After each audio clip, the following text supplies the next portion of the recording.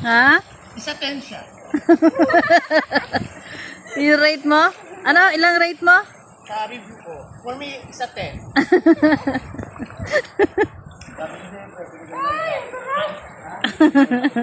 Ang linaw. Kaya yun. Ikaw? Aten. Yan na.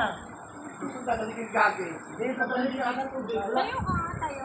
Ayaw, wala naman papalit.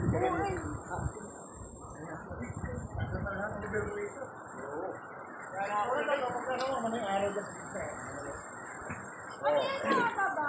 Bago? Ito talagang totoo na Adobe. Kasi kung hindi tayo sa mga palanggi parang Madulas? wala ka daming tao, lumalabo.